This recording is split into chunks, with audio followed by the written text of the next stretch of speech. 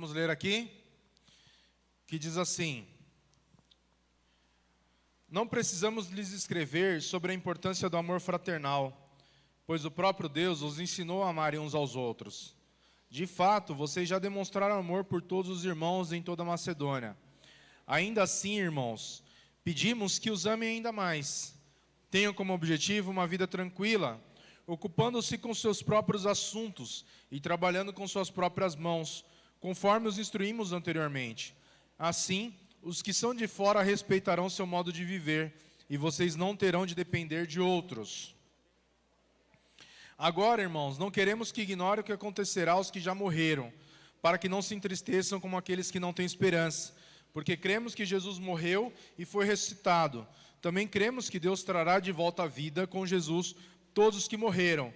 Dizemos a vocês pela palavra do Senhor: nós, os que ainda estivermos vivos, quando o Senhor voltar, não iremos ao encontro dele antes daqueles que já morreram, pois o Senhor mesmo descerá do céu com um brado de comando, com a voz do arcanjo e com o toque da trombeta de Deus.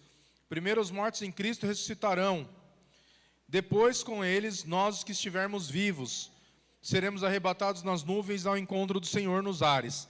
Então estaremos com o Senhor para sempre. Portanto, animem uns aos outros com essas palavras. Amém? Feche seus olhos.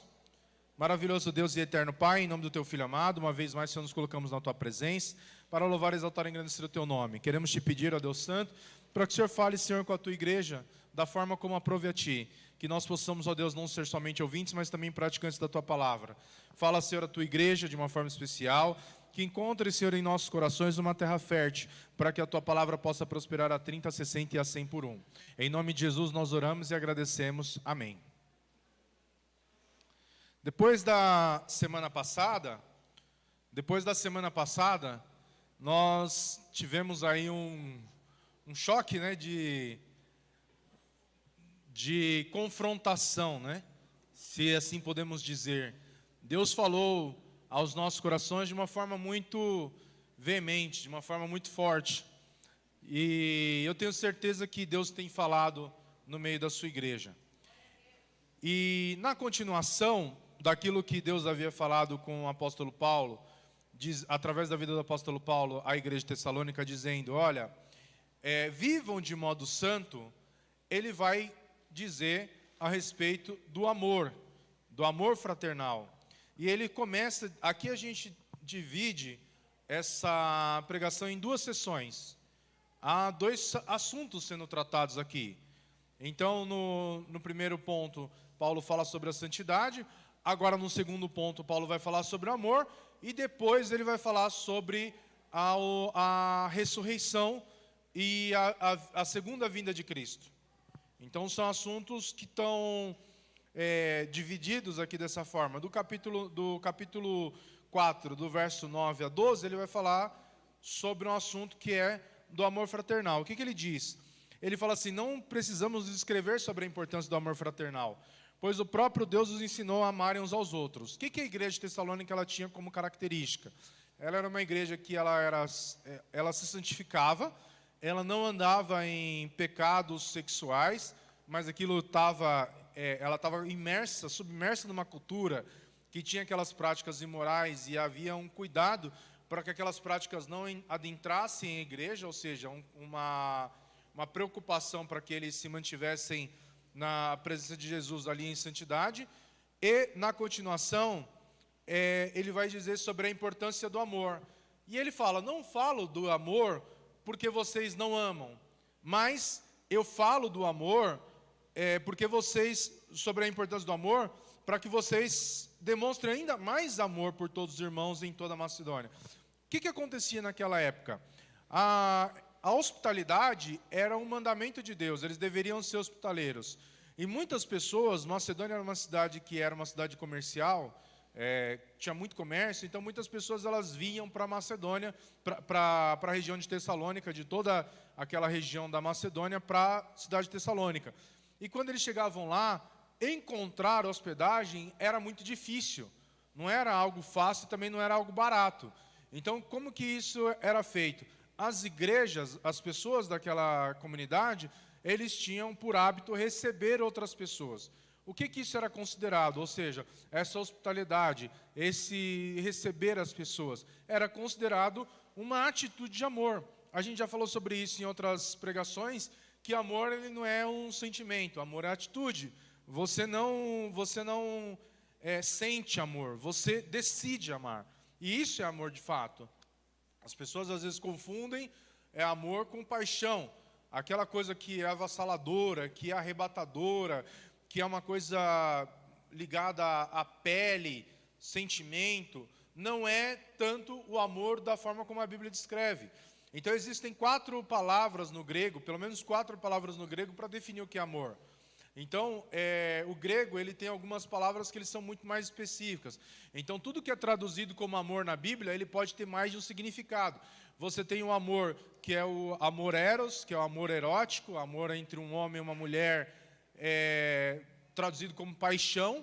Esse é o amor entre um homem e uma mulher. Você tem um amor ágape, o amor filo, que é o amor traduzido como um sentimento mesmo de gostar muito de uma outra pessoa.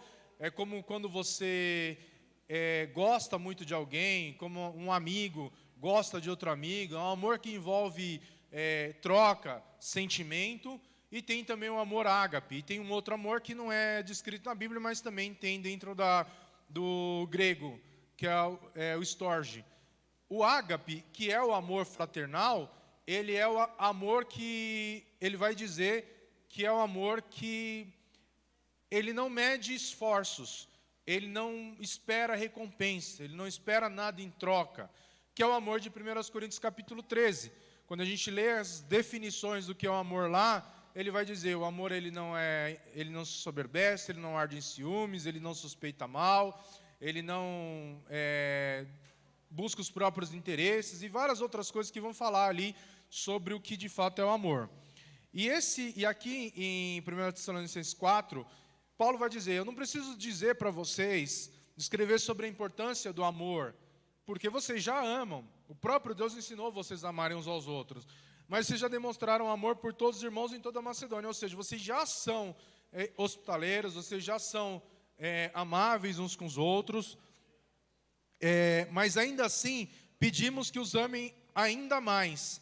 Então ele vai dizer, tenham como objetivo uma vida tranquila, ocupando-se com seus próprios assuntos e trabalhando com suas próprias mãos. Aí ele vai falar para a igreja, falar, olha, vivam a vida de vocês sem se preocupar com o que acontece fora.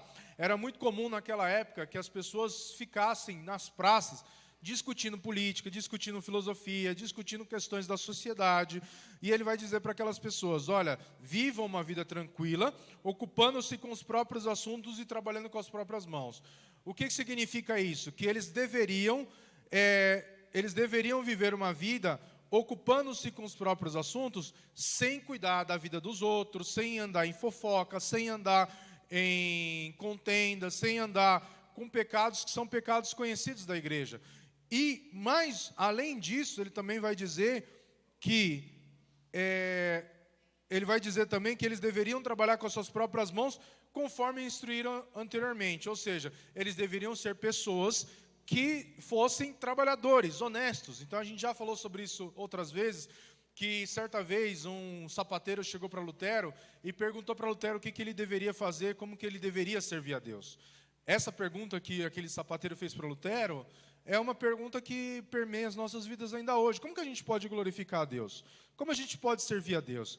Obviamente, a gente vive numa sociedade religiosa em que as pessoas elas buscam o tempo todo meios pelos quais elas possam servir a Deus. E tem gente que acha que só vai servir a Deus se ele for um pastor, se ele for um obreiro. Há muitos anos atrás, quando a gente começou a cuidar da igreja, a gente viu pessoas se perdendo no caminho justamente por uma ambição desenfreada. Tem gente que Deus vai chamar para um propósito, tem gente que Deus vai chamar para outro propósito. Nem todo mundo que está na igreja tem chamado para ser pastor, nem todo mundo que está na igreja tem chamado para ser músico, nem todo mundo que está na igreja tem chamado para ser diácono, cooperador, presbítero, evangelista ou qualquer outra coisa. E às vezes as pessoas elas são muito boas naquilo que elas foram chamadas para fazer, e de repente na ambição de achar que elas precisam alcançar lugares mais altos, elas se perdem no meio da caminhada. Então tem gente que foi chamada para ensinar, é o chamado da pessoa, ela é muito boa fazendo aquilo. Tem gente que foi chamada para cuidar das pessoas, fazer visita. Tem gente que não pode fazer visita. Tem gente que não pode fazer visita. Por quê? Porque não sabe não sabe falar com as pessoas. Não tem jeito para falar com as pessoas. Não sabe aconselhar. Você quer ver uma pessoa que foi chamada para aconselhar, que tem bons conselhos, que é uma pessoa sábia, que é uma pessoa que ela edifica outras pessoas através daquilo que ela fala, que tem uma vida santa. Eu gosto muito de fazer visita, de aconselhamento com o pastor Lúcio. O pastor Lúcio é uma pessoa que ele tem esse chamado na vida dele. Uma outra pessoa que ela tem o dom do socorro, que é uma pessoa que a vida dela é para socorrer pessoas. Ela ajuda as pessoas. É o jeito dela. É o pastor Sidney, uma outra pessoa que também tem essa característica. O nosso irmão Mudinho, são pessoas que têm o dom do socorro. Você pode ligar para eles, precisar deles 3 horas da manhã, que eles não vão se incomodar, não vão se ofender com o fato de você estar ligando para pedir uma ajuda 3 horas da manhã. Se eu estiver na estrada e meu carro quebrar a 250 quilômetros daqui, eu não tiver para quem ligar, eu não vou ligar para a pastora Meire. Eu não vou ligar para o pastor Ricardo. Eu vou ligar para o pastor Sidney. Eu vou ligar para o Mudinho. Tem pessoas que eu sei que prontamente vão me ajudar e isso não vai ser um peso para elas. Elas vão se sentir felizes de poder estar ajudando naquela situação. A Nalva também tem uma característica de servir as pessoas, de ajudar as pessoas. Então, cada um sabe o qual Deus chamou para fazer aquilo. Mas se eu precisar, por exemplo, de uma oração, se eu precisar de alguém que pare qualquer coisa que estiver fazendo para poder orar, porque eu preciso, eu estou aflito, angustiado, ou preciso de uma ajuda espiritual, eu vou ligar para a pastora Meire, eu não vou ligar para o pastor Sidney, eu não vou ligar para o Mudinho. Eles até podem fazer isso, mas tem outras pessoas que elas têm um chamado mais específico para aquilo.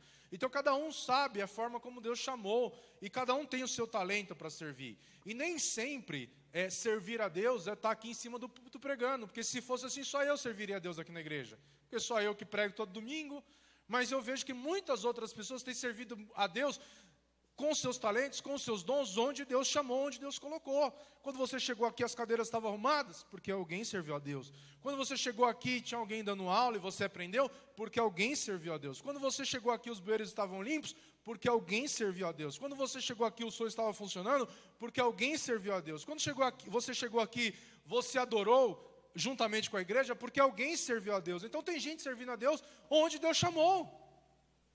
E Deus te chamou para servi-lo onde Deus te colocou. Agora, nós não podemos ser negligentes com aquilo que Deus tem feito nas nossas vidas. E quando Lutero, aquele sapateiro, pergunta para Lutero como eu posso servir a Deus, obviamente, quando ele faz aquela pergunta, ele está pensando, eu quero ser um seminarista, quero ser um pastor, quero ser um pregador do evangelho, quero ser um evangelista. E aí o Lutero pergunta para ele assim, o que você faz? Ele fala assim, eu sou um sapateiro. E ele fala assim, então faça o melhor sapato que você pode fazer, venda a um preço justo e você está servindo a Deus por isso. O que Lutero está falando e o que a Bíblia diz para nós a respeito disso? Que servir a Deus não é só aqui na igreja, é lá fora também, nos nossos negócios, na nossa vida. Não podemos sair enganando ninguém, não podemos sair defraudando ninguém. A gente falou aqui no começo da aula, aqui, e se vocês não estavam, eu desafio vocês a estarem na aula, porque é onde vocês vão de fato aprender, fazer perguntas, poder participar. Foi falado hoje do que é ser justo. Imagina você ser alvo da oração de uma pessoa que está clamando a Deus por justiça, e você é o injusto da vez. O nosso Deus, Ele é justo. Imagine se a oração por justiça for contra você for o injusto da vez. Será que Deus não vai ouvir a oração do aflito, do necessitado, que está sendo oprimido por uma atitude injusta sua? Você se ver contra Deus, porque você está sendo injusto em algo? O que ele está dizendo aqui? Olha, conforme instruímos anteriormente, cuidem dos próprios assuntos e trabalhem com suas próprias mãos, conforme instruímos anteriormente. Então, servir a Deus não é só servir a Deus aqui no púlpito, na igreja, pregando. Não é só servir a Deus no seminário, de diversas formas. Para Lutero, Lutero entendia que se um seminarista, alguém que estivesse estudando, ele fosse um bom aluno, ele estaria servindo a Deus ali. Não importa qual a sua faculdade, não importa qual o seu curso, você pode servir a Deus no seu curso, mesmo que seu curso seja na área de ciências, na área científica, você pode servir a Deus ali. Deus está buscando pessoas que sirvam a Ele em todos os lugares. Deus está buscando pessoas.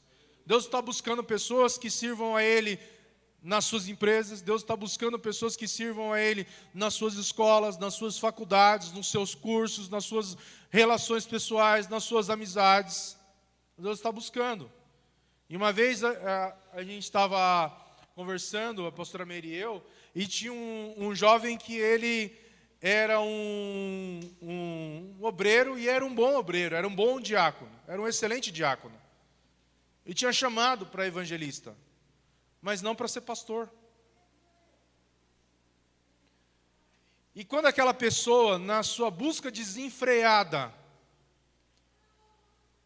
por aquele objetivo, ele não só se perdeu, mas como ele fez com que muitas outras pessoas também se perdessem no meio do caminho. Muitas outras pessoas se perdessem no meio do caminho. Eu vou citar aqui um exemplo aqui só para vocês entenderem uma ilustração. Eu não sei se vocês lembram do filme 300. Quem assistiu o filme 300 de Esparta? Hã? Não entendi.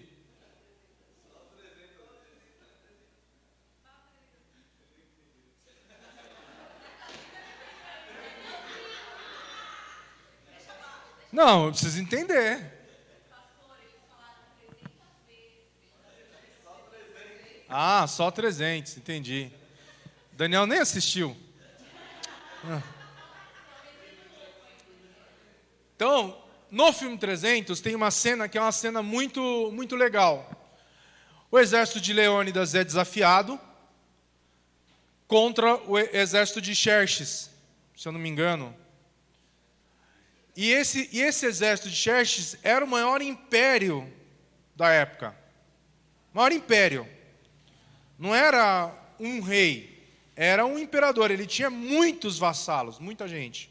Muita gente. E quando ele desafia, eles chegam no momento em que o exército de 300 homens está diante ali de mais de 1 milhão de pessoas. 300 homens contra 1 milhão de pessoas. E eu não estou falando da passagem da Bíblia de Josué, não. Vamos aqui, de Juízes. Vamos aqui no filme 300 para vocês poderem entender. Quando ele chega diante desse exército, o mensageiro que estava ali diante de Leônidas, que era o rei dos 300, ele fala assim: você nunca vai vencer essa guerra com esses 300 soldados. E ele pergunta assim, para as pessoas que estavam no exército inimigo, ali no exército de Xerxes: o que você faz? Aí o cara fala assim: sou um carpinteiro. O que você faz? Sou um jardineiro. O que você faz? Ah, sou lenhador. O que você faz? Ah, eu sou um agricultor. Nenhum deles, embora estivesse com uma espada na mão, eram guerreiros de fato. Já entre os 300 eram guerreiros. E aí tem uma frase, que é uma frase muito conhecida no meio do jiu-jitsu, das artes marciais, que é melhor você ser um guerreiro num jardim do que um jardineiro numa guerra. O que significa isso de fato? É que existe algo para o qual você foi chamado. E é ali que você tem que servir a Deus. Se você é um advogado, que você sirva a Deus na advocacia. Se você é um empresário, que você sirva a Deus sendo um empresário. Sem enganar, sem defraudar, sem lesar ninguém. E você vai estar servindo a Deus. O que o João ele diz para as pessoas que queriam se batizar quando chegavam para ele no deserto? O que João diz? Ele pergunta: o que você faz? E aí um falava assim, eu sou soldado. E ele fala assim, então se contente com o vosso salário. E não sejam ambiciosos, porque a ambição ia fazer com que eles fossem desonestos. O que você faz? Sou publicano, ou seja, um cobrador de impostos. Fala, então não engane ninguém. Cobre somente aquilo que é devido, porque os impostos, os publicanos, os cobradores de impostos, eles tinham parte na arrecadação. Então, se eles tinham parte na arrecadação, eles arrecadassem mais, eles ganhavam mais. Então, o que ele está dizendo? Olha, vocês têm que ser justos. Então, o que o apóstolo Paulo está dizendo? Olha, que faz parte do amor fraternal trabalhar com as próprias mãos, ser honesto, ser justo, ser alguém correto, ser alguém reto. Vocês entendem isso? E Deus vai colocar você para servi-lo onde Deus te chamou. Onde Deus te chamou? Seja num comércio, seja numa indústria, seja numa escola, seja numa faculdade, seja numa academia. Onde Deus te chamou, quando eu falo academia, não estou falando academia de ginástica não, embora também possa ser. Estou falando de academia universitária. Onde Deus te chamou, você pode servir a Deus. Então, esse é o ponto. E ele vai dizer, tenham como objetivo uma vida tranquila, ocupando-se com seus próprios assuntos e trabalhando com suas próprias mãos, conforme instruímos anteriormente. Aí, ele fecha toda essa cadeia de pensamento da importância desse amor uns pelos outros, dizendo assim, os que são de fora respeitarão o seu modo de viver. Tudo diz respeito ao quê? Ao testemunho que damos aos de fora, ao testemunho que damos no lugar onde Deus nos colocou. E ele falou assim, os que são de fora respeitarão o seu modo de viver, e vocês não terão de depender de outros. Eu vou falar uma coisa para vocês, que eu ouvi esses dias e faz total sentido. Qualquer argumento, ele pode ser combatido. Qualquer argumento, ele pode ser refutado, pode ser combatido. Eu posso chegar aqui e falar para vocês que a Terra é plana. Esse argumento pode ser combatido. Eu posso falar que a Terra é redonda. Alguém pode combater esse argumento. Eu posso falar que o homem foi à Lua. Alguém pode refutar esse argumento. Eu posso falar que o homem não foi à Lua. Alguém pode refutar esse argumento. Eu posso falar que Deus criou o homem e a mulher. Alguém pode refutar esse argumento, dizendo que não, que Deus não criou, que Deus criou o homem, Deus criou pessoas e as pessoas escolhem o que elas vão ser. Qualquer argumento pode ser refutado. A única coisa que não pode ser refutado, e eu não estou dizendo se o que eu estou falando é verdade ou não. A verdade, ela é absoluta. A gente vive numa época em que a verdade é relativa. Você fala que uma coisa é aquilo que está escrito, a pessoa vai falar depende. Se eu falar que essa parede é cinza, a pessoa vai falar depende. Se a pessoa for daltônica, a parede é verde. Não, a parede nunca deixou de ser cinza. O daltônico pode enxergar a parede verde, mas ainda assim ela é cinza. Então a verdade, ela não é relativa, a verdade é absoluta. Porém, argumentos eles podem ser refutados. Sabe o que não pode ser refutado? Uma vida santa. Uma vida santa não pode ser refutada. Uma vida correta, uma vida justa diante de Deus não pode ser refutada. A nossa vida, ela tem que dar testemunho daquilo que cremos. Alguém pode falar que crê em algo e a vida dela não dá testemunho daquilo. Ela vai passar por uma pessoa mentirosa. Mas se a vida dela der testemunho daquilo que ela diz crer, ela vai passar por uma pessoa verdadeira. Então, mais importante do que você se envolver em debates com argumentos, ainda que filosóficos muito bem elaborados, procure ter uma vida que agrade a Deus. procure ter uma vida que glorifique a Deus. Procure ter uma vida que dê testemunho de Cristo. Amém? Eu não vou entrar aqui na segunda parte da mensagem que fala a respeito da ressurreição, a gente continua na semana que vem. Porque o que Deus está falando conosco hoje é isso. Que você tenha uma vida que agrade a Deus. Que você tenha uma vida que glorifique a Cristo. Que você tenha uma vida de amor fraternal. De amor uns pelos outros. Que você tenha uma vida de atitude de amor. E que você tenha uma vida de que você cuide dos seus próprios negócios, dos seus próprios interesses, sem defraudar ninguém. Que você tenha uma vida de servir a Deus no lugar onde Deus te colocou. Amém? Que Deus possa falar mais aos nossos corações. E as palmas louvam ao Senhor Jesus.